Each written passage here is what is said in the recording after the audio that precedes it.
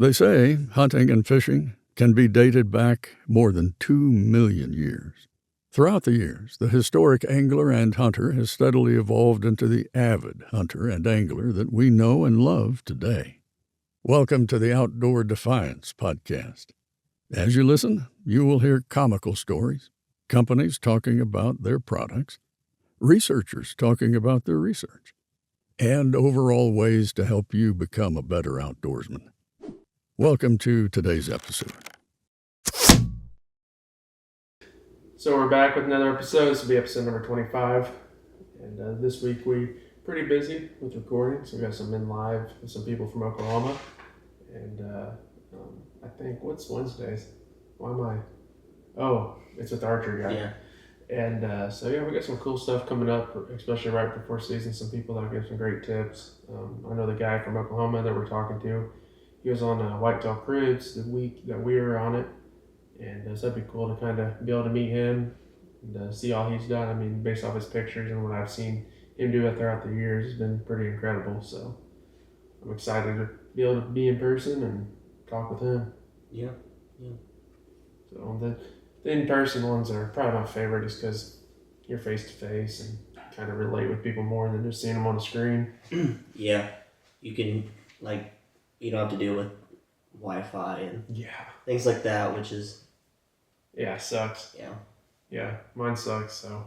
I don't want to get into that. It'll get me heated. But, no, so this week we're kind of going to just talk about what we're doing and go into kind of some of our bigger deer we've missed and some missed opportunities. So I think it'd be fun to talk about right before season, kind of getting amped up. Weather's like 70 degrees in Oklahoma this weekend, so I know everyone is horned up and ready because I know I am. Unfortunately, I don't think it's going to stay very long. No. Maybe we'll get to where the mornings are nicer, at least. Yeah. Like, we're not waking up and it's 80 degrees and humid. Maybe it'll be like 70s. Yeah. Not humid. And that'll come here in the next couple weeks. But yeah, and we're getting some rain, so that's pretty crucial for this time of year. Mm-hmm. I hope we can get some more because by the time we start planting, usually it gets dry and then October 1st gets here and we're like, I hope our seed pops up. It's always like that. And we've got... our problem too is we have a lot of deer, and we have natural forage as well. But when that stuff pops up, it's like crack, and that's why we've tried to put in so many different food plots just to give them different options because sometimes the plots can't even keep up. Yeah, the amount of deer that are there, but yeah, no, it's funny because sometimes the first couple of weeks of October, you're looking like you're hunting a dirt field, and I'm like, I promise you, there's stuff. It's just not popped up yet. Yeah. I'm not just hunting dirt. Yeah. Hopefully, we can avoid the army worms. Yeah.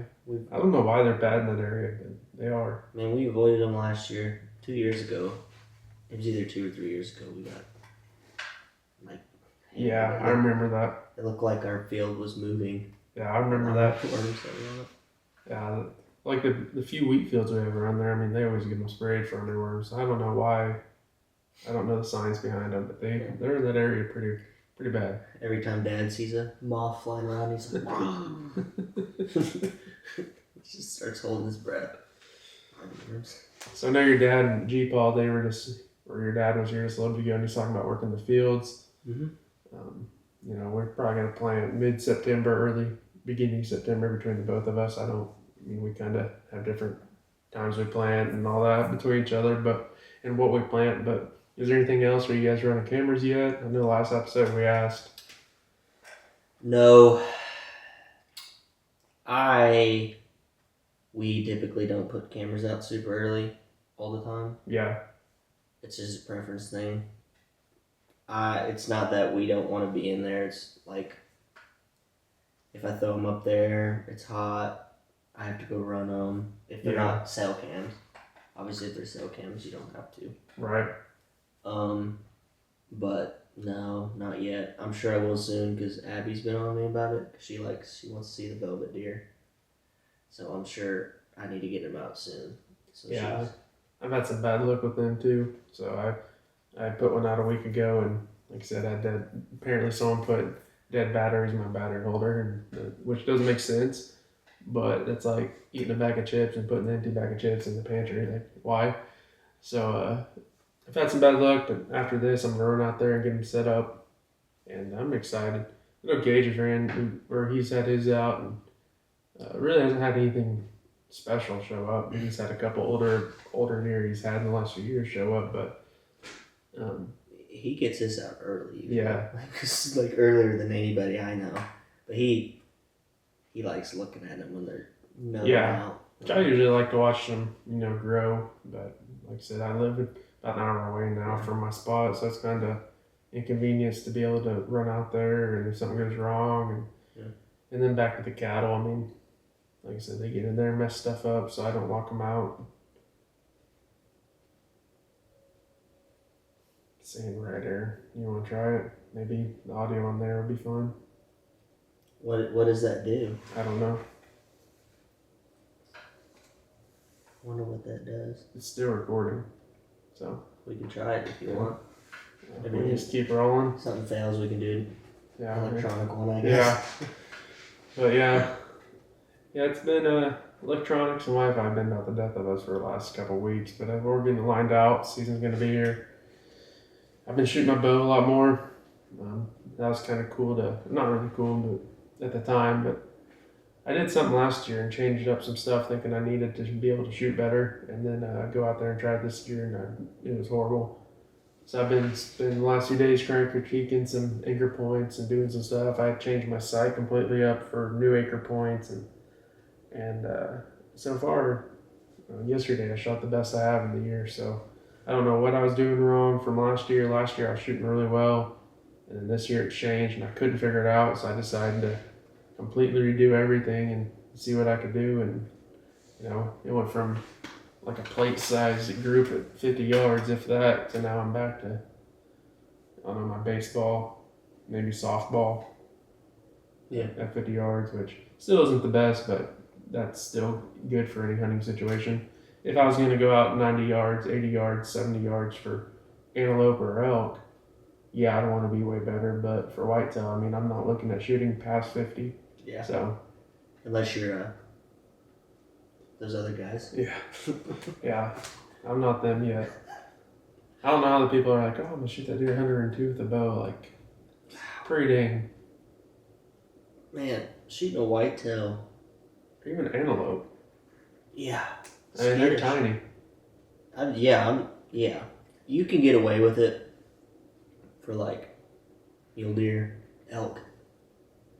I've watched videos and I've hunted those species a couple times. They're not near as skittish. Yeah. Like, you can roll up.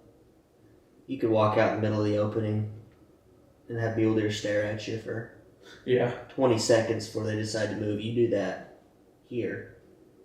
Those deer, don't blink. Yeah. They're probably gone. Or if it's a younger deer or doe and they think they're in safe distance, they'll stare at you. But you could be busted by a mule deer dead to rights and they go, Yeah.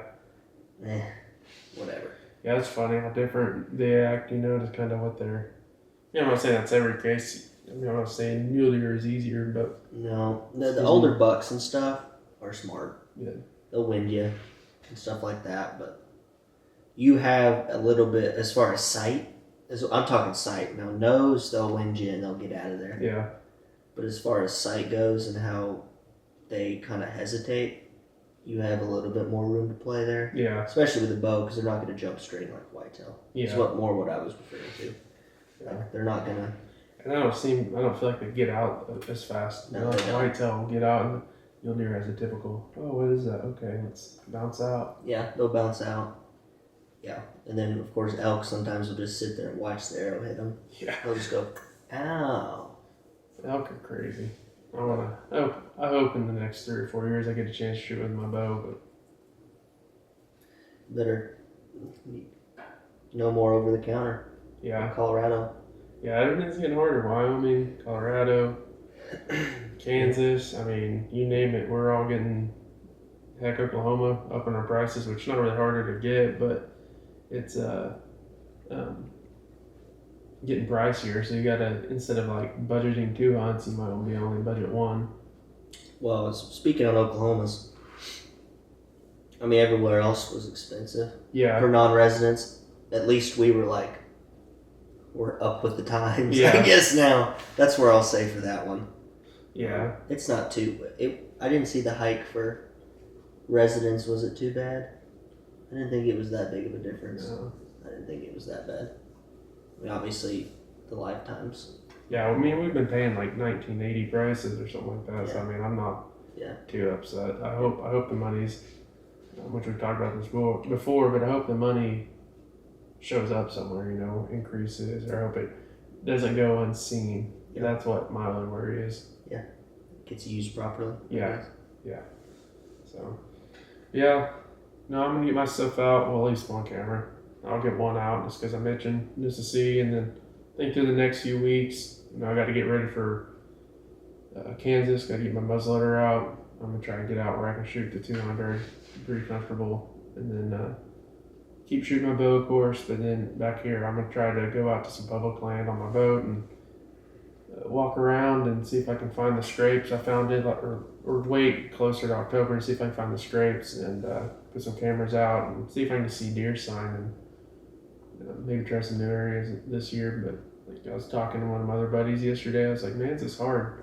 When you go out, you put all this time in the public land, and then all of a sudden your phone goes off, and you're like, well, I'm not going to try to shoot something out here when I have a big one sitting at my home place. It's tough, and we have the hunting. Yeah. To where we have that choice. Do I think if we only could hunt, like if we only had public land, we would be successful? I think we would be. Yeah. Because the people that are successful put in time on their places that they hunt. And if we didn't have our private places, that's all. Yeah. We'd be putting in time where we Yeah. would be hunting on the public, and we'd probably know it like the back of our hand. Yeah.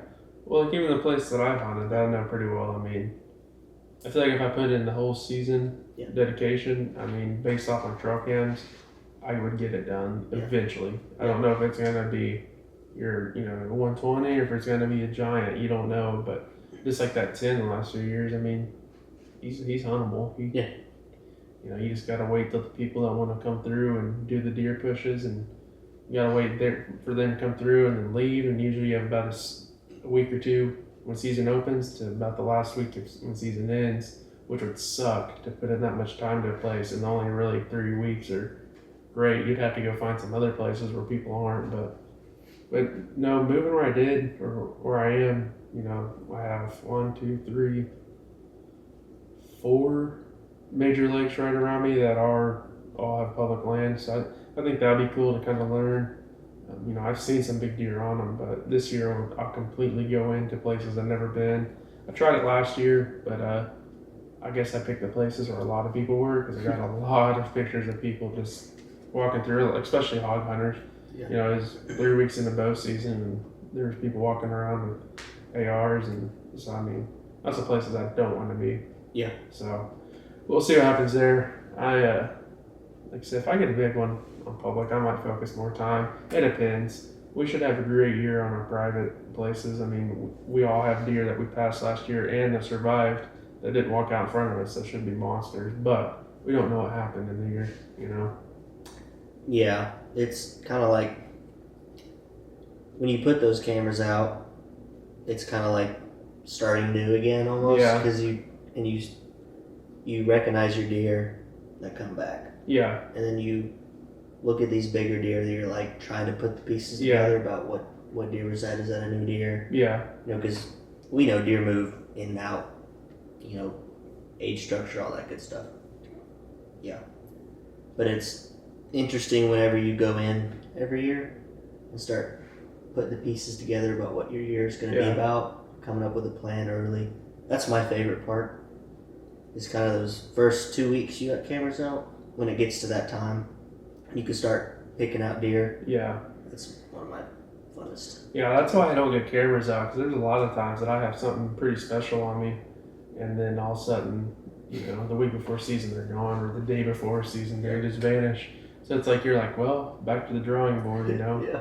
So I just that's why I usually don't put all my cameras out. I put 1 or 2 to kind of scratch that itch for a little bit, and then then I see what's there. Like that place that place by you that I hunt last year, I had 3 or 4 really nice deer. But by the season got here, one was on you or 2 were on you. The other 2 gone. And that's what. But then, granted, the deer that were on me were deer I didn't have before season, and that's just how that place is. And then the place up north, you don't know what's gonna be on there. Like some bucks come on there, live there for 2 days. Sometimes they come there for 1 day. Like that place is so unpredictable. Sometimes they live there all year. So this year, I don't know. Like that deer that was on us there last year, all year. If he's there, man, he's gonna be special. But that's the if he's there, and that's. I'm ready to see what's there. Just like I said, this cool weather in Oklahoma has really got the drive. I'm like, I can't wait. I hope dove season's worth the hoot this year. Yeah. I haven't had a year. We've had good dove hunts last couple years. Yeah, but we haven't had a consecutive. Yeah, we haven't had a year where we were like, man, this was a good dove season. Yeah. In a while. Yeah, I don't know, man. I think there's something there. The migration has shifted a little bit because this area used to be insane. Well, you can even look at places where it's like a milo field that was cut or pushed over, and there's water close, good roosting trees, everything a dove needs, and there's just like 5 dove out there. And there should not be just 5 dove out there. Heck, when I started driving, dove hunting, we jumped into it because everyone let you dove hunt, and it wasn't what field do you want to, or where do we need to go, it's what field do y'all want to hunt. Early morning misplay, we had a place for 3 years that every morning we could go on the limited out, and we did every weekend. And you're talking 3 to 5 guys going out there and being done in the morning, going home. And then in the last 2 years, we get 1 or 2, pushing 2. If we get 2 really good hunts, then that's luck. But I don't know, something's changed. Something changed there.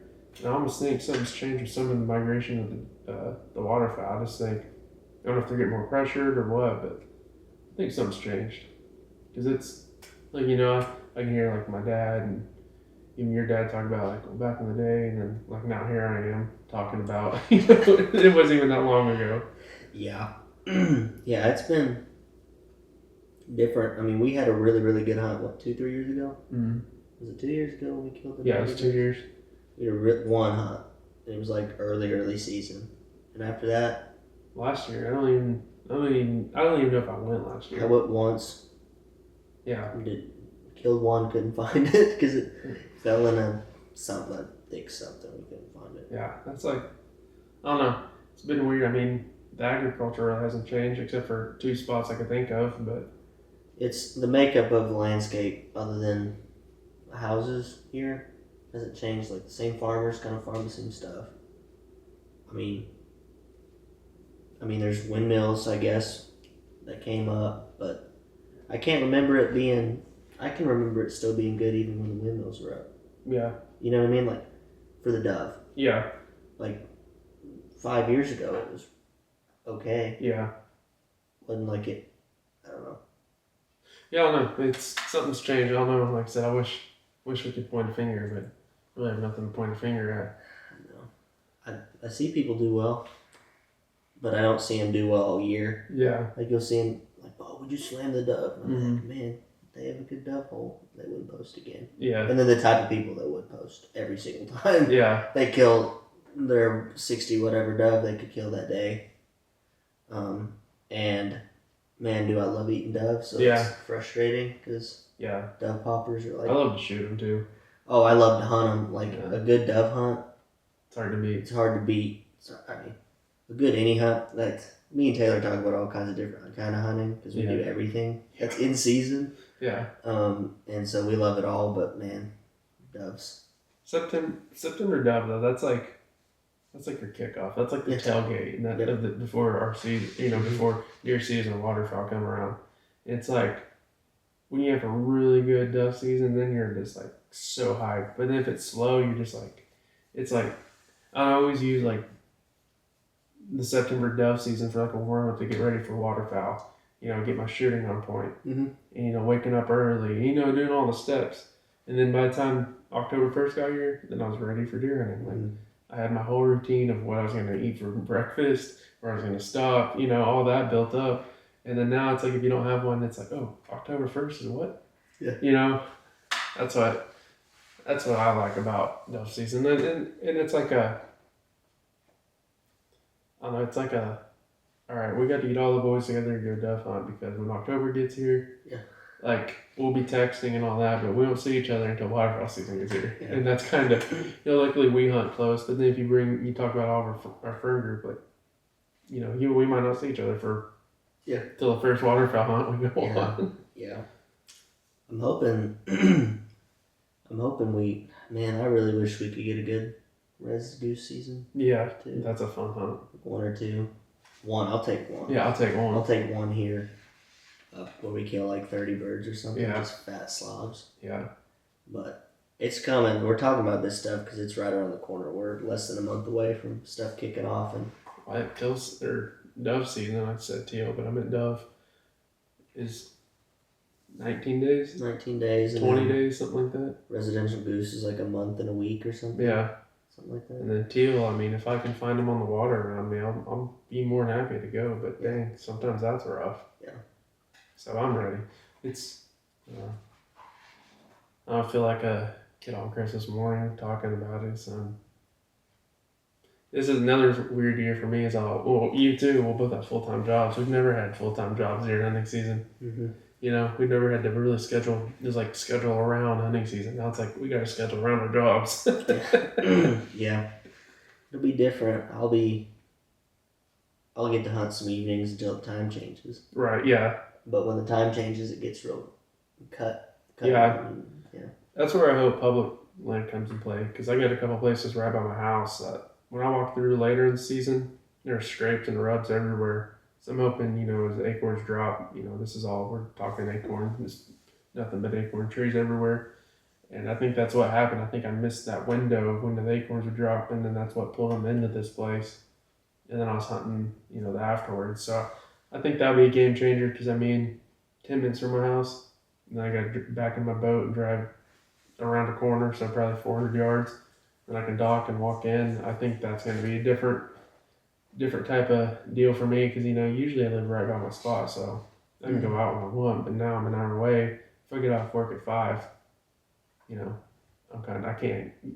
I couldn't even get to where I needed to go and be in the tree till 6:45ish. Yeah.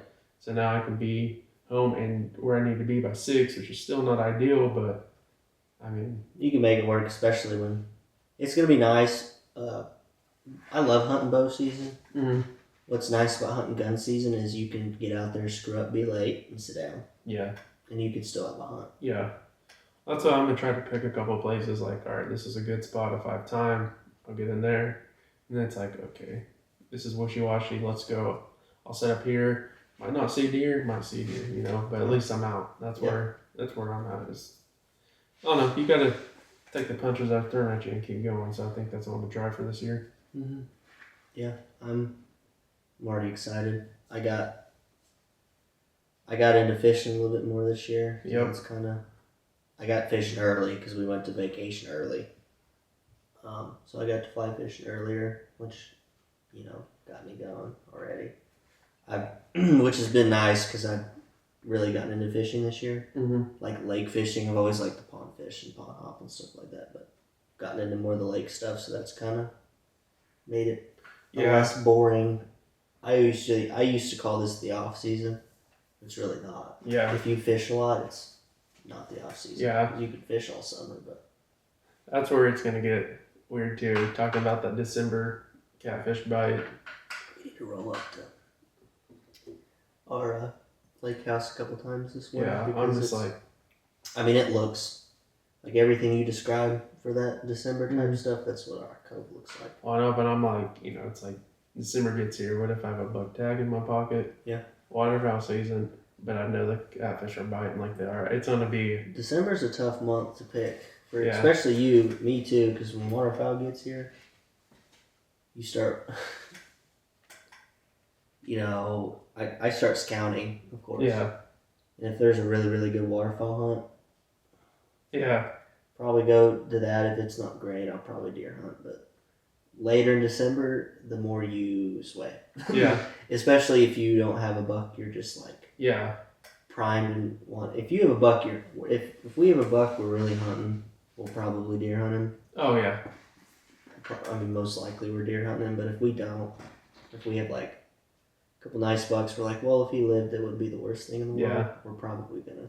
Yeah, but also December coming through the early season jitters of wanting to be out in the tree every time you can get the rut. Yeah. And then December gets here and you're trying to catch them right off rut, trying to eat. You know, and their patterns are changing.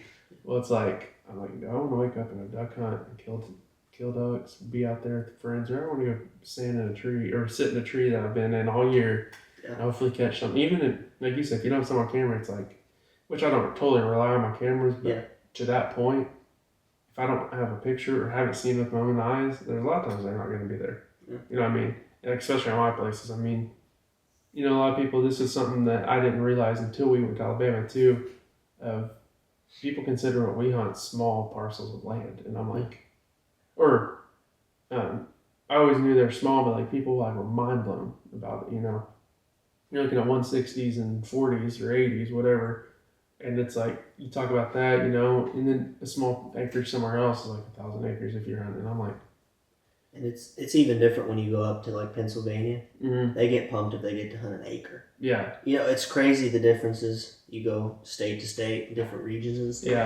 Yeah. What people are used to having to lease or. Yeah. And that's what I was like going with. Like, if you have a big plot of land, usually you can, you know, where your deer's going to summer, you know, you just know everything about them. Some of these deer we have, we don't know anything about them. You just got to go after them. But and that's what I was saying is like, with hunting smaller parcels, we get to see the deer in and out, moving around. And like I said, if I don't see them, especially during rut or right before, you're usually not going to be there. You'll get some deer come home, you know, but you'll see him early season. Mm-hmm. You know, you'll know that he was in there. Mm-hmm. And then when they go back to because, you know, early season, they're trying to calorie load. Mm-hmm. Then right before rut, before they start moving, they kind of go, and kind of sit down. Then it just goes boom. Yeah. They start, you know, hitting scrapes and start really moving. And then afterwards, they're like calorie loading and trying to whatever. And then, so it kind of almost goes back to a summer-ish type pattern. So, like, you know, usually what kind of deer were there. And you could get lucky and you could have a deer 100%. come home out of nowhere. But like you said, you've hunted all year. When December gets here, it gets cold here. I don't care if it says 30 degrees on the temperature. It's different. Yeah. Here. Yeah. It could say 30 degrees and the feel like's 10. Yeah, that's like I mean, that's is what it is. Yeah, you know, that's like when December gets here, you hear October lull for bucks, you know, that's like me. When December gets here, I'm just like, man, I'm hunting my tail off. You know, and I'm a big, just like you said, if you have a couple bucks, you're like, on the fence, I want to shoot them out. They're on you in December. They've pretty much made it throughout the year. Yeah, and you kind of and it's like, tempted to just, all right, you've made it this long, like, buddy, you're going to need a pass. But if I'm in that tree stand and you come out, then I'm going to be sitting there like, looking at my bow, looking at it. So I know if I'm like, okay, no matter if I hunt, I can do this. So that's what, I don't know. December is always weird, but I think when, now I got a boat in the picture, it's like, So, but going into this year, do you have like a goal that you have that you want to reach? Like, if you have something you want to try to do? every year I just want to kill a nice deer, like a nice mature deer with my bow. Yeah. And then the rest of the year I'm just like, I know this is going to like head hunting. Yeah. And so like the rest of the year I'm just looking for something old and nasty. Yeah. Because I like to hunt so much. Yeah. That I don't like to not have a tag. You know what I'm saying? Yeah. Like, I like to be able to hunt. Now, I'll tag out on a gnarly, you know, deer. Mm-hmm. I will. But if he's not, I like to hunt too much. Yeah. To tag out, you know? But that's usually my goal every year, is to kill a nice mature deer with my bow. If I don't kill one with my bow and I kill one something else, another way, that's fine too. But yeah. My bow that's my favorite type of thing is with my bow. So. Yeah, that's what I always want to tag out in Oklahoma with my bow. And last year, you know, I had the best recipe there was. Mm-hmm. Shoot that one early season. Mm-hmm. and then it's like all my other deer broke off or something wild. Most of them broke off or disappeared, and then a couple other ones I decided to pass. Which I think last year there's a couple that probably should have shot, but I don't know. I want that next level, and that's what I think. I had a kid ask me that we met in Alabama, like, well, how do you pass these deer knowing your neighbors are like, man, if you do not shoot it, there's a percentage that's gonna live. If you shoot it, it's 100% dead every time.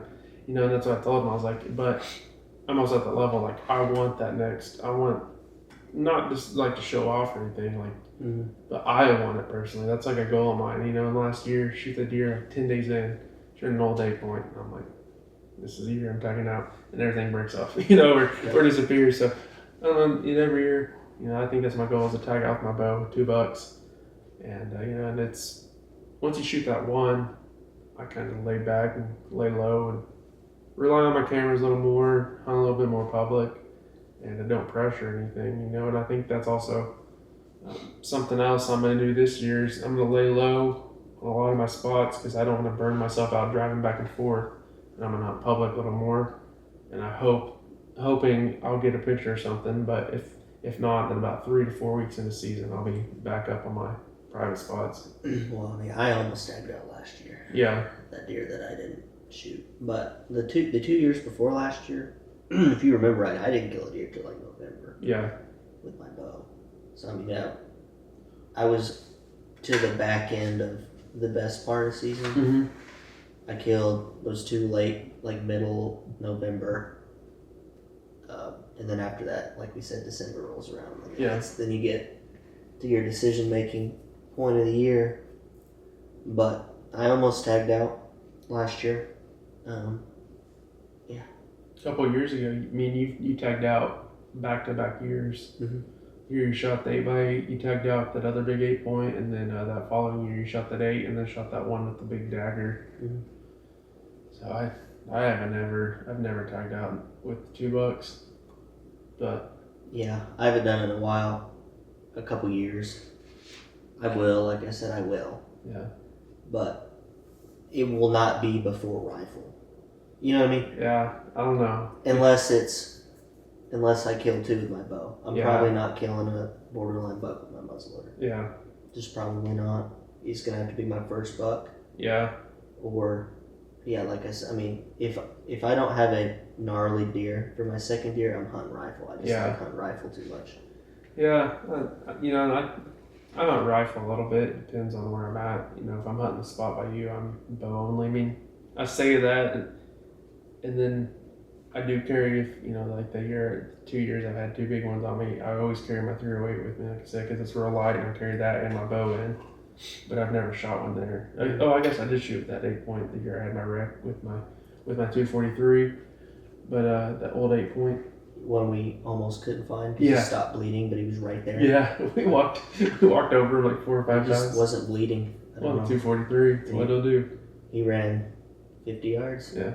And died, and we were like at odds for like an hour. We're like, where did he go? He literally was in a 10-yard circle of us the whole time. It was a stick though too. It's not like and I just walked up and there he was. I was like, oh, here he is. Everyone's like, is he alive? And I'm like, nope. He didn't bleed enough. Yeah. He bled terribly.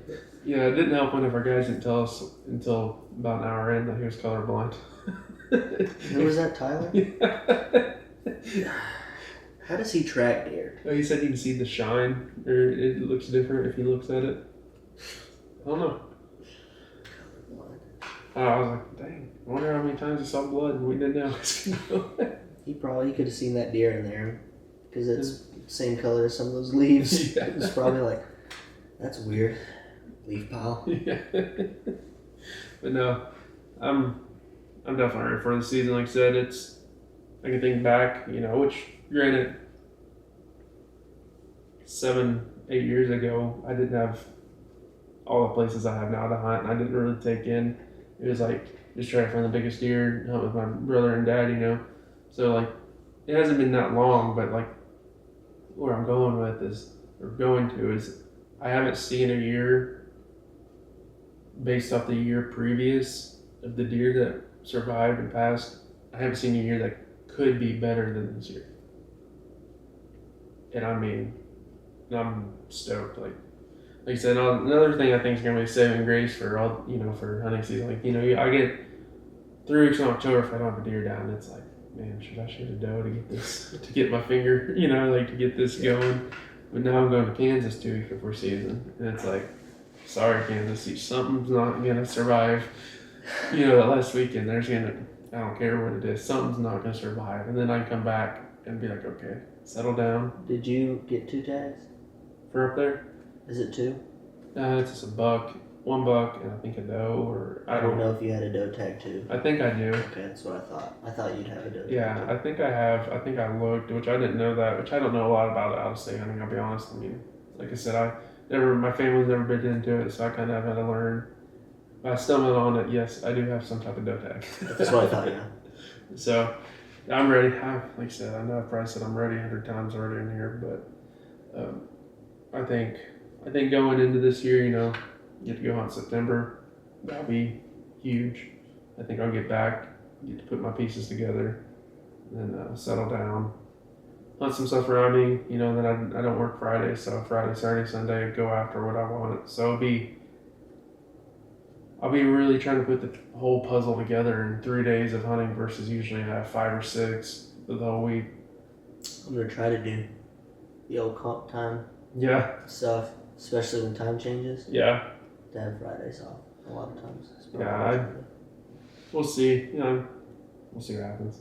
There's a possibility I get somewhere else. I'm not gonna say that. I'll cut that out. Just in case, because I think my supervisor listens. Yeah. I'm gonna leave that dry. But no, it'll be a fun year. I think like I said, a lot of big deer last year survived at all my places. I'm potentially about to pick up another place. Sent a couple letters out to another place over by Tulsa.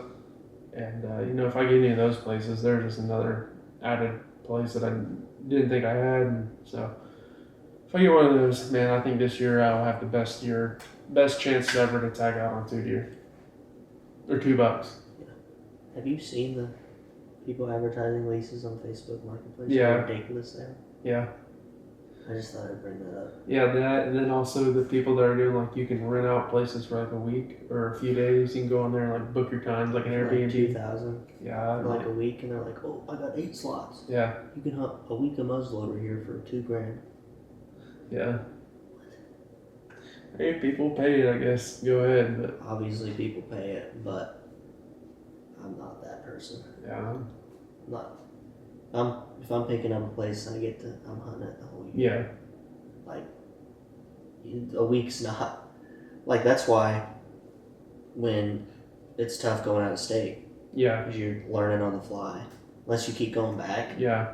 You're just learning everything, Yeah, but a lot of people, I mean, they're trying to use their PTO and, make it where they have 40 hours off. So that's probably, the week they can go, which we've never had to. So we might learn this year. Well, people are putting 2,000 down because it's the only time they can hunt. So they're just, here's 2,000 for a week. I hope it works out, but if not, So it's, I don't know. Leases are wild. I'm glad, I'm thankful, blessed, all those words on the one line of, I'm glad I have private spots. I'm glad everything's worked out they have. So I'm very blessed in that situation. Yeah, we've got 2 leases. Same guy. Yeah. Same farmer. We've got a good relationship with him. So we've got a good deal on that. We do predator stuff for him. Yeah. Other things we kind of keep people off to whenever he wants us to. But yeah, we've got 2 different places. One's like a pasture type. That's where I almost tagged out this last year. I actually would have killed 2 bucks there. So I killed my bow buck there. Then the other place is where Dad killed his funky looking deer. Yeah, that he shot. Yeah. We're going back on, like, I stated earlier, like, this year has the best chance for me to tag out from the year before. On that subject, have you had any years, or let me think of how to word this. Do you have any times, like, that there's deer that you've had that have played cat and mouse with you all year that you can remember? Like, what would your like top 1 or 2 be? I can tell you the top one. We've talked about him before. Tony. Tony, yeah. Tony's a big one. And that was because I saw him so much. Yeah. I did take some shots at him. He was running. Yeah. He wasn't running. He was like in a dead jog. He wasn't running from anything. He was like back into the rut. Yeah. And he was on a mission. Just doing what I thought he was going to do. I guessed right. Yeah. I had him pinned and everything worked out other than the fact that he wouldn't slow down. Yeah. I mean, everything he did about what I thought he was going to do about every time I saw him. Like every thought I had, like, oh, he could do this, he did it. But he did it in a way he didn't shot, like he'd stay back in the brush. Or I'm like, man, he's going to come across here. I'm going to hunt here. He did it, but he walked 50 yards in the brush and went around me. Or when I had my rifle in my hand, I'm like, okay, it's over now. If he does what he did that one time with my bow, he's going to get shot. Yeah. Well, he did the exact same thing, except he did not slow down. Yeah. So, I mean, I should have harvested that deer. He made mistakes, but he didn't make brutal mistakes. Yeah. Like, he would kind of half mess up, but he knew how to get around. Yeah. You know what I mean? He knew how to do what he wanted to do, but stay alive. Yeah. He messed up royally one time, but he caught me lacking because I was facing the other way. It's the only time he royally messed up, and I wasn't ready for him, and he did not do it again. Yeah. We have pictures and videos and stuff I sent to Taylor. Well, the first time I saw him when he royally messed up, but I was not really ready. It was like 10:30. Yeah. Early October. I thought he was a squirrel. Yeah. Stands facing the other way. He came in behind me. Now, the way we have our stand set up, he'd be dead. Yeah. Because we have it faced the other way on a different tree. He would have came right down, wouldn't have winded me. If that stand was how it is now. Yeah. The sad thing about him, he ended up dying. And like you said, he was found like a mile away in a creek. And it's like, you wonder what happened, I hope I didn't. I looked for blood. Well, yeah, but you're shooting a 300, aren't you? 300 Win mag? I mean, Weatherly, yeah. And he was 100 yards probably. He was. Yeah, and I'm saying he would have bled. I mean, yeah. And he was, where he was found was down the creek, like way opposite from where he was even running to. Like, he'd have had to run and then get up and run by you again without being seen. And then, I mean, I don't know. Yeah. It's just crazy. You have no idea what happened. That's what I don't. That's one cool thing about hunting. You don't know what happened, but it also sucks to be the hunter and not know what happened. Yeah, I've not got to see him in person yet. Yeah, I'm gonna try to get that worked out where we get to see him in person. I'd like to score him and do a little like 5-8 minute video. Yeah. Because I mean, he's one of the true biggest 8 points I've ever seen. He'd a baseball bat on one side. Yeah. Like, I sent Taylor a picture and he's like, oh my. Yeah. I was like, I just saw a giant. He's like, let me see pictures where it didn't happen. Yeah. Okay. And I sent it to him. He's like, oh my. Yeah, he was huge. I mean, I got videos. Yeah. I've got trail cams from other people around there that send to me after the fact. I mean, we've got record of him. Mm-hmm. I mean, he was old, mature. True Oklahoma giant. I mean, just brute of it. He was just a brute. Yeah. That's what he was. Oh, you don't see him much like him. I mean, people kill big deer. I've killed big deer, but he's just different. There's just deer like that are just different big. Like you can even look at 170-inch 10-point and see him, and he's different. Yeah. I mean, you just don't see what he had going on. I mean, he looks like a mule deer. He's 200 yards out there, and you're videoing him and picks his head up. And I sent that clip to people, and they're like, "Is that a mule deer?" And I'm like, "Nope." And they're like, "No way!" And I'm like, "Yeah, that's Tony." Yeah. He's big. Go on 8-point. I think about one of the leases we had a few years ago. I guess probably 6-7 years ago we had, and the biggest 8-point I had ever seen until Tony.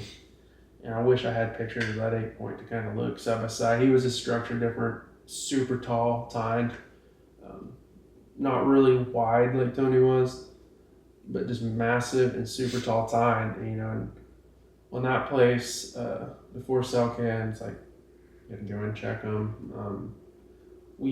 It was probably 3/4 straight timber, and then we hunted the draws on one side. And I mean, we could literally sit and almost see each other. Like you could dang sure see that head top.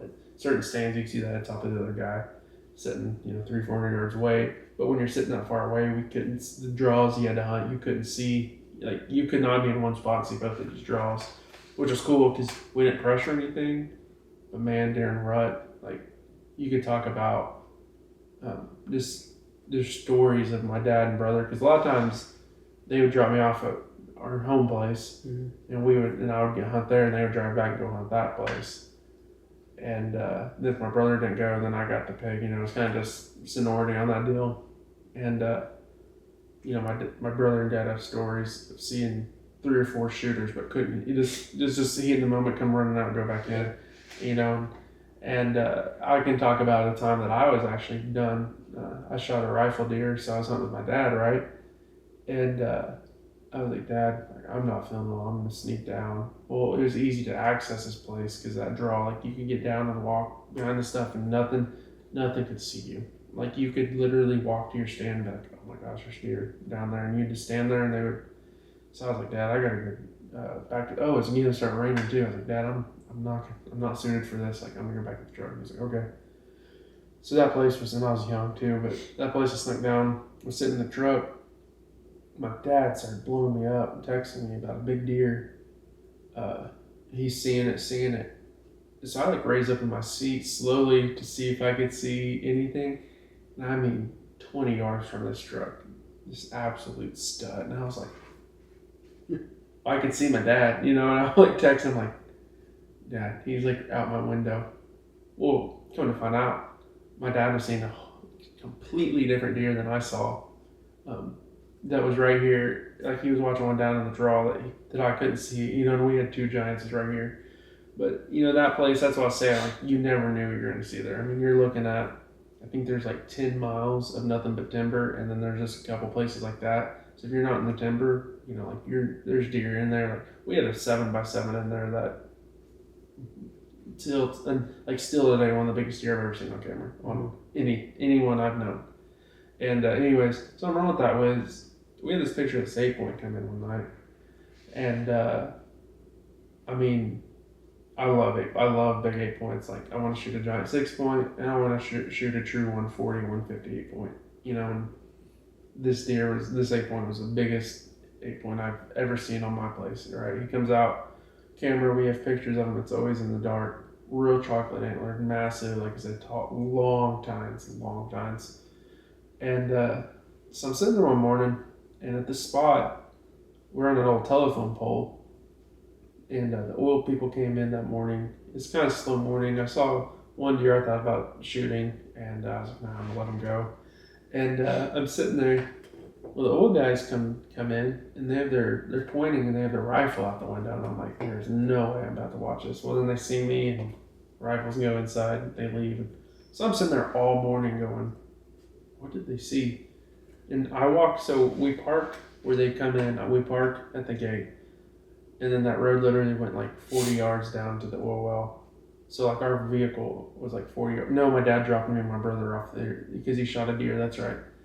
And he was actually back at our cabin. Well, I'm sitting there all morning, all right? And the draw kind of goes up, to paint a picture for the people who are listening. Kind of goes up. It's running east and west. And it goes up towards the east, and then kind of goes up to a grass field, and then peaks over a hill and back down into some more timber. Well, there's a couple thickets up there, okay? And I'm there all morning, staying till 11. Like, when I was a kid, if I had to stay at 11, it was miserable for me. My ADHD was going crazy all morning. No lie, 10:45. My dad's like, "Hey, I'm about to pull in. Get ready to get down." Dude, I look up in the thicket that I've been watching all morning, and there he is, standing there. So from the times the oil guys came in, we had daylight, they saw him, and he was laying in there for 3 hours of me seeing him. And he stood up, and I'm like, and he's 250 yards away. And I'm like, oh my God. There he, watch him bed back down. Couldn't see him when he bedded down. Just sit there. I even got down, belly crawled all the way up to 100 yards, grunted, and hit rattling antlers. Nothing. Well, then I got back to my stand, climbed back up. I was like, all right, he's gone. I text my brother during this time. I'm saying, hey, when you walk out, walk up to this. He's in there. And My brother didn't reply. Well, he got the message. He knew how big he was, so he was like, all right, I'm going to sneak around. Or he made this whole plan, right? Didn't tell me the plan. So he's going to sneak around the back. And if he spooked, the idea was he's going to run to me, or he should stand up and my brother should be able to get a shot. And the angle he's at, he wouldn't have shot it towards me and I couldn't shoot towards him. Didn't relay this whole picture to me, okay? So I'm up there, and lo and behold, I look up there, and here he is again, standing. He just out of that thicket again. I'm like, oh my God. So I turn, get on him. He starts running. Well, I take a shot. I'm shooting our encore. I missed him. He's a dead sprint. Put another one in, flick it, shoot again, and nothing. Like I missed apparently. Well, yeah, I know I missed. I'm trying to shoot too far into the store, so I know I missed again. And you're talking 250 dead sprint, getting out of there. And I'm like, what the heck happened? Dude, about in the line where I shot the first time, my brother stands up. I was like, at first I was like, what? My neighbors snuck up on him and scared me, And I'm like, brother did the whole plan of walking around, which I didn't know until afterwards. And I even got down from my stand and ran to the fence where he went, because catty cornered, we had that lease, and that's where that timber was. So I went over there, he wasn't there. Well, then I'm like, turn around, and it's my brother's coming at me just mad. I'm like, he was like, you about shot me. I'm like, or he's like, you shot towards me. And I was like, dude, you crawled. Like, how do you, everyone's like, oh, that's crazy. Like, you shot towards people and all that. But, crazy stuff happens like that. We're usually pretty darn careful. We usually don't hunt around each other. But, that's, that deer right there alone, like, we never saw him again until after season. We got pictures of him, and huge. I mean, and then another one I think about, which one do I want to talk about? If I did name two. I've already talked about the conductor on old podcast. I mean, he was nothing giant, but he was definitely unique.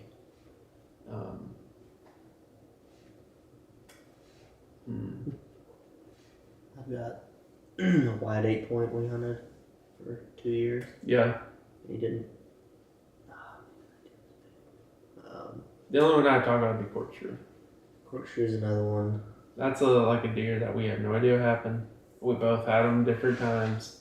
Just couldn't get it done. Corkscrew. Trying to think. We almost had one get away, but we found him because I shot him. Dagger. Well, we had a big 8-point in the Pecan Grove lease. Man, we hunted him hard. Just almost looked kind of like Kyle's big white deer. Looked like him. Well, a lot like him. I was really... I can't even remember how old I was. I don't think I wasn't driving yet. None of that. I think I was actually pretty young.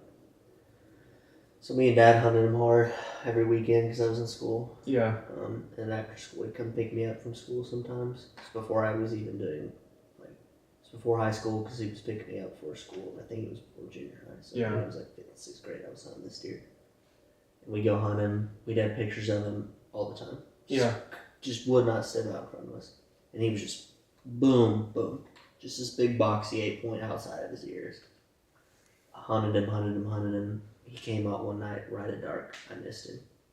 Like dark. Yeah. A minute before I missed him. We hunted him some more and got pictures of him. And then the last time Dad saw him, he was on the highway. Oh, no. Well, he wasn't dead on the highway. Dad was driving down the highway and he looked over and he had 4 does with him. He was on this wheat field 2 miles from our lease. Oh, wow. And Dad looked at him and was like, you sorry son. He was just standing on the wheat field, just looking at the traffic. And then that was the last time we saw him. Wow. Yeah, that's like that double drop. I mean, he was there, literally, grew from nubs to all the way to what he was, and then the night before season just disappeared. So that deer, if there's one that I probably think about, dream about, wonder about more than any other deer in this world, it's probably him. Yeah. Because, he lived on us until he got to where he was. Stayed on us. Like, neighbors didn't have pictures. My cousins down the road didn't have pictures. Like, nothing. And like you said, so I've talked about him before because I'm probably never going to stop talking about him, but a deer like that, someone would have posted, because in what he was being a double drop with that third main beam, someone would have shared it, and it's the way deer are on social media, blow up and get around, we would have seen it. Yeah. Someone would have caught it. Someone would have shared it, and nothing. I don't know if he's still alive. I don't know if like Tony is dead somewhere. No one's found him. I mean, we're hunting by the river, so heck, he might be in the ocean by now, but you have no idea. And if like I've had deer out there disappear for 2 years, but heck, he was 6.5. If he came back, he'd be 8.5. Which, hey, he could still be as big. He might have not be as big if his drop times grew. I mean, he could have 12-inch daggers. Yeah. But I don't know. That deer probably consumes more of my thoughts when it comes about a deer that gets away than anything. We had a deer that Dad named Bullwinkle. When he was young, he was palmated. Oh well. That disappeared on us. That Dad's still pissed about it. He talks about every year. He's like, Bullwinkle's coming back. But that deer was cool. I mean, he was palmated. Mm-hmm. Like, palmated. Looked like a moose on one side. I mean, he wasn't that big yet because he was young. But it's funny because we see deer when they're young and we're like, oh, he's going to be a stud. And they just leave. Yeah. Or, deer get pushed out. I understand that. Yeah. And deer are masters of not inbreeding, so they get to a certain age, they leave. Some deer. And some just get pushed out and leave because got a big old brood in there pushing out, or they go 2 miles to the west, and then if he dies, he may come back. Yeah. It's crazy how wildlife and how the ecosystem regulates itself. Right. How well. Or, he was chasing the doe and she led him 3 miles and he gets there and he's like, kind of like this area. Yeah. Wow, they have all this landed and no pressure. I got 20 does. I'm the biggest guy here. Like, I'm staying here. Crazy how it regulates itself. It needs our help, but it doesn't need our help in a lot of aspects. Yeah. It needs our help as far as like numbers. Yeah. Managing certain places of land or protecting certain pieces of land, but everything else, they pretty much got it figured out. Yeah. But that's what I said. That double drop and the big 8, probably the 2 of my biggest ones. But if you want to switch it a little bit, talk about some of our favorite harvests. My favorite one, my dad's really wide 10-point. I think I told you this story. It's supposed to be so. Growing up, we had a lot of leases. Then one year, a family fight, not us, decided all the land that we leased, a death happened, they all got in a fight. We get kicked off on all the leases because we leased it from them. They got divided up, and then they're fighting each other. And it was like, well, they're siding with this person. We're not even in we're not even in this. Like, we're just hunting. That's it. And one thing led to another. It's done. And so that year, it was after 6th grade. 6th grade, I started hunting by myself. And then it was like we lost all that places, and we started hunting together again for like muzzleloader, And then because we had 160 and there's 3 of us, I was like, we can hunt all of our double stuff, and we'll just kind of take turns. Like, you get first shot muzzleloader, that was supposed to be my first shot that year. All right, start up in the stand and just sitting there staring. No, actually, we'll go back. It was 5th grade here. So I was still hunting with him, and I was still supposed to shoot. He wanted to be there for my first deer. Okay, so we're sitting there, and I'm just sitting there watching this thicket, and our fruit plot's to the left of me, and I noticed something like walking through the thicket, just small, white, and I was like, man, why's a butterfly out in November? And then all of a sudden, it comes out of the thicket. Well, it's the tips of this deer's horn, and it was super white. I mean, bright white. And I was like, oh my God. I was like, Dad, big deer, big deer, big deer. And, just he at the moment, he saw it, grabbed the gun, pulled the arrow back, shot, and we celebrated. But then it was like, after a while, I was like, wait a minute. Then also, we found it and all that, and he's super wide, short tined, real cool old deer. Mm-hmm. And, it's like, we found it, celebrated, all happy, and then he was like, "It's supposed to be your first deer." I was like, from there on, I was like, remember that time you took the gun away from me and shot that deer? That was probably one of my favorite hunts I remember because that was the first time I saw a big deer get shot with my dad, and that was like the spot I talked about, my home place that I don't know, that place has a special place in my heart. I mean, I'm gonna own it one day. My biggest deer came off of it. It's one of my favorite places to hunt. You never know what's going to be there, but it has like that Kansas genetic of huge bodies.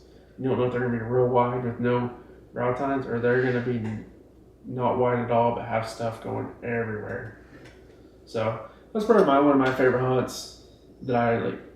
I don't know, I kind of cherish with my family. Besides, probably of course my non-typical. That's easily up there. He was cool to watch for 2 hours before I could shoot him because he stayed 300 yards away with my muzzleloader, and then 5 minutes before shooting light, he was up in my grill. So I've got a couple, but I guess one for when my dad killed his biggest deer. Mm-hmm. What made that one special is because he hunted that deer so hard. Yeah. That was one of the first year, so we weren't hunting. I mean, we would hunt together, but we would also split up. So we were both kind of dividing and conquered, and kind of just went after this deer together. And just he hunted one side of. There were our 3 main spots, and that's where he was. He was all 3 of them. So we kind of just went, okay, I'll hunt here, you hunt here, depending on the wind. And so like the week. I'm not going to say the week before because it was like 2 or 3 weeks. Because during muzzleloader, last weekend of muzzleloader, he actually shot this deer. Mm-hmm. And the powder didn't go off correctly. It like malfunctioned. So the bullet only pierced your skin. It would have been perfect shot because we found the little, scab where he did get shot. So this deer came out late morning. I was hunting in the middle field. He was hunting the top field where I killed my 8x8. That's where he was hunting. He built a stand out of wood and boards, and he was hunting out of that. The deer came out late morning. He shot, and it sounded like a 22. I'm like, was that you? He goes, unfortunately, yeah. I went, what happened? He said, well, I just about burnt the whole place down. I'm like, what are you talking about? Well, when he shot, some of that powder that didn't go fully off kind of just went and spit out on the ground under him, I guess. Like, caught the ground on fire. And he looked up and saw that deer, and he knew what happened. Yeah. He was like, there's no way that bullet made it there. He got down, he found blood, and he was like, yeah. So we looked for that deer. Never found him. He ended up showing back up on camera, so it was okay. Fast forward to rifle season. We're doing the same thing, hunting different places, except he's hunting back the west side. I can't remember where I was at, but I was there. Mm-hmm. I hear just boom. Like, it had to be him. Yeah. It's either him or the neighbors on Indian land. One of the two. And I texted him. He said, he's dead. I'm like, yes. Roll back there. He had killed this deer. I'm like, no, tell me the story. Like, what happened? So the stand we had there before the new one, we have a new double up there where we have this, where the old stand was. This old stand, it was a single, very tiny. You almost had to stand up in it. Mm-hmm. And he's hunting with a rifle, And you could sit down and do fine, but if you like to be comfortable, you'd stand up, sit back down. Yeah. Because it's just like a little bitty single. He said he's standing up and he sees this deer just come sprinting across there. Just sprinting across this pasture. It's not food plot now, but it was a pasture this time. And he had told me 2 weeks prior, he's like, I'm going to kill that deer in that west field. I'm like, really? He's like, that's where we've seen him the least amount. He's like, I think I know what he's doing. I think I got it. I'm like, okay, we'll see. And he hunted there a couple times, but this morning the wind was perfect. He's like, I'm hunting there. I hadn't seen a whole lot of action that morning, seen deer coming in and out, and he was right. The deer did exactly what he said he thought he was doing. Just kind of coming across there and running that west side. He's like, his dad used the term lazy. He's like, this deer's lazy. Yeah. He's like, I think he's being lazy. I think he's cutting across deer instead of staying safe in the trees and going around stuff. He's like, I think he's going to be lazy. I'm going to catch it. And he was. He came across there and he said, He said he came across somebody standing up. He said he like jumped up in the air and like sat down real fast and like put his rifle up there. And he said he couldn't really stop him. He just kind of put it on that front shoulder and choosh, just dropped him. That was the same year that I shot my big non-typical deer muzzleloader. I mean, we knew, like, we've known each other, you know. And I remember getting a Facebook message, "Where'd you shoot that?" Because you guys knew I hunted by you, but you didn't know where. And they looked very similar. And I remember getting a message from you. He was like, "Where'd you shoot that?" And we were just wondering if that deer got killed. Yeah, you know, and Tanner was our mutual friend. And I texted him and I was like, "Dude, I'm gonna tell him I shot that over by him." And then I didn't have the heart. I just did not, because I was like, "Man, if someone did that to me and did the joke with me for a little bit." But I told you, I'd text you. I remember messaging you immediately, and I was like, Osage County. And I remember thinking, yes. Yeah. When you said that. I remember texting you and being like, "Yeah, I shot a deer," and you're like, "Okay, we have a deer similar." And another thing is crazy. That same year, we about hit him when I was feeding for Justice's uncle. Mm-hmm. We about hit him. He crossed. I mean, it was the middle of the day. Sun was in our eyes. I remember just seeing this rack jump this fence, and then he didn't even clear the second fence. He cleared the first one. He just jumped and just hit everything on him and just kept running. And I remember me and our uncles looked at each other and were like, "Holy cow!" That was that deer. And then that year, you guys harvested him. Yeah. And I was like, that was. Then the next year with Giverns, you know, it's like, that's crazy, like, to think about. And a lot of people, if you put those deer side by side, they're like, "Oh, did this deer come from the same spot?" I'm like, no, actually, like 30 miles apart. Yeah. So. Yeah, when I first saw that you killed that deer, I thought it was a different deer. Mm-hmm.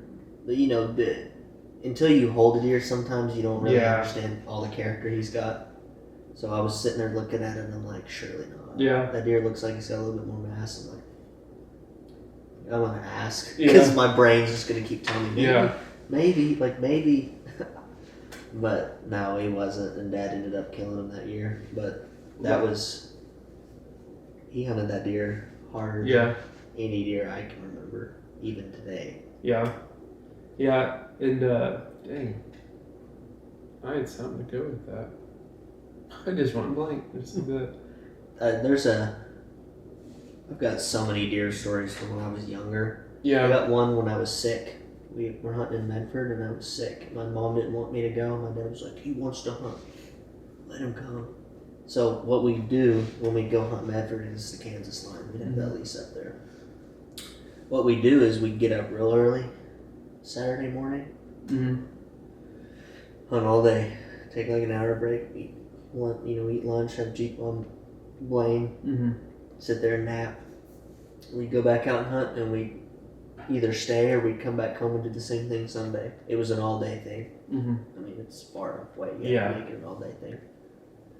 And it was cold. It was rifle season. I mean, it was cold, windy, and I was sick. I had like a fever, low fever. Yeah. I only got to go because I got it under 100. I got like 99.8 or something. Yeah. And Dad's like, "Do you want to go? You know you want to go." I'm like, "Yes, I want to go." He packed a sleeping bag for me, and we were hunting in a tower blind. Like, did you ever see the old tower blind we had that you put like an actual blind on top of it? We had it at Leela. Never had a blind on it, I think, since I've known you. But before that, we had like a regular old ground blind type thing. It would just go on top of that. Yeah. And that's what went on top of it. We were hunting out of that because it was easy to take in and out of places, and way easier than the crap we got now. Right. Those things are heavy. Obviously, they're there to stay, but we were hunting out of that, and he put me in this sleeping bag, and I'm sitting up there, and I'm like, I'm feeling bad. I'm like, oh. And I'm looking, and then there's this big 9-point. We've never seen it before. And he's like, I went, "Oh, there's a pretty big deer." And Dad goes, oh. Like, he was like pumped. Dad gets more pumped when I kill a deer than when he does. Especially when I was younger. Yeah. It was like the greatest thing ever. He would also, when I harvested a deer, he got to go hunt himself. Yeah. Because usually, typically when I was younger, I'd kill. We'd hunt rifle every year, no matter what. We'd hunt muzzleloader on the weekends, and eventually I got a crossbow. I was hunting before I could shoot a bow. I would hunt that, but he'd get whenever I tagged out, or if I killed, like let's say I killed a buck early rifle, he got to hunt. I'd go do some wild, go hunt. So he was pumped I killed one, but he was also pumped that he got to go hunt. Yeah. So yeah, it was. I ended up killing that deer, and that body was so big. Those deer up there, bodies they're on different.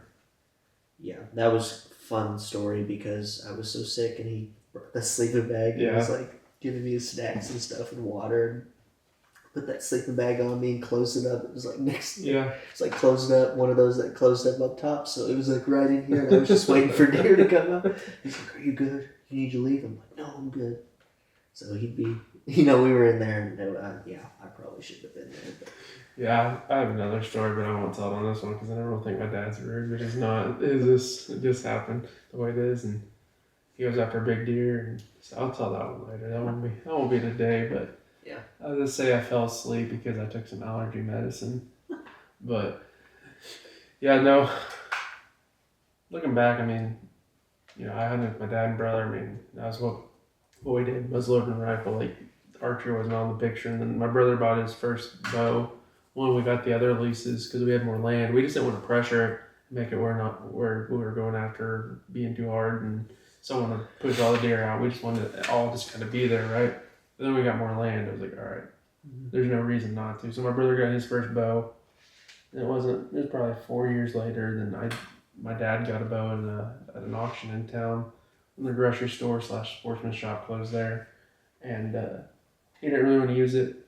He's not super high on archery because when he started it was super poor equipment, and he stuck a lot of really big deer and never found them, so he's just kind of held this like no vendetta. Yeah, I just like I don't like it. That's like me and muzzleloaders. Like I hate muzzleloader, but it's funny because the two out of state hunts I've been on with muzzleloader, or one I'm going on to Kansas, and that's cheapo. Yeah, he had that big deer he shot at. He pulled the trigger 3 times and the muzzleloader clicked 3 times. And he jumped out of the trees and went, "Bang! You're dead!" Because he got so mad. Yeah, he scared the deer off.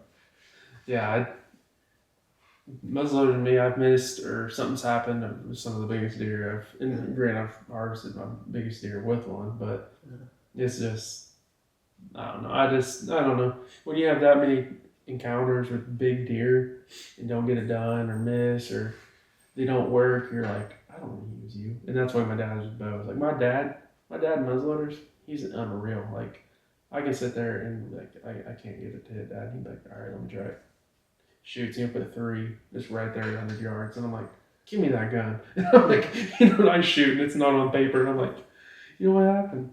But no, it's a love-hate relationship, muzzleloaders. But I'm just looking back, like I said, that's what we did. We did muzzleloader and rifle, and after that, we just chilled out. But like during those times, it was like if one of us couldn't make it, like you were out of the picture for that day. We could get, so we all had our spots, but if one of us couldn't make it, the other person go out there. And we were fine with that. And that's what looking back on that, it was just fun to.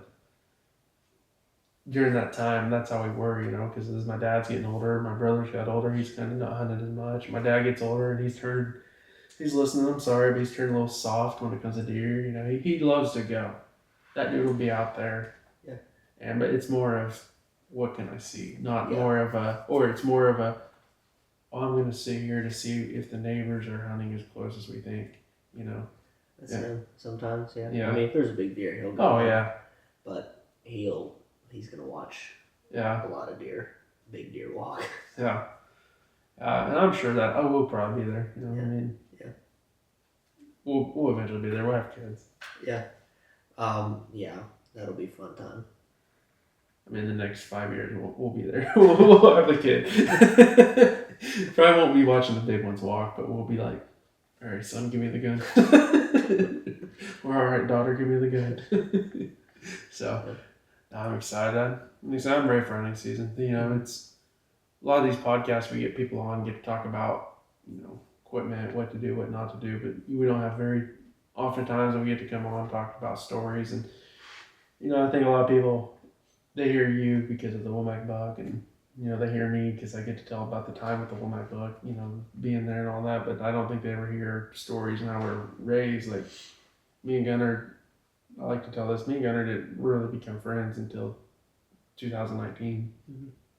And that's, we haven't, it's crazy. Even we've hunted all around each other. Like, me and my dad and brother were like everyone knew us from Pawnee because we had clicks and we're huge hunters. Well, everyone knew you because you guys had the gas station / restaurant in Morrison, and we're huge hunters. So it was like we were 15 miles apart and we never could just meet. Yeah.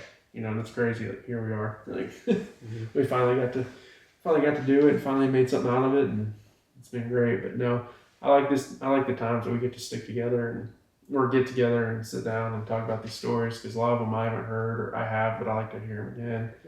And I hope we get to do more. But like this week, we got to do this one, and then we have 2 more. One guy's going to talk about how to better yourself as an archery hunter, stuff you can do, workouts you can do. And then going back, we have that guy from Oklahoma that's harvested some big deer with his bow. And so we get to talk to deer stories with him and some, different ways he does it, and hear how his tactics are.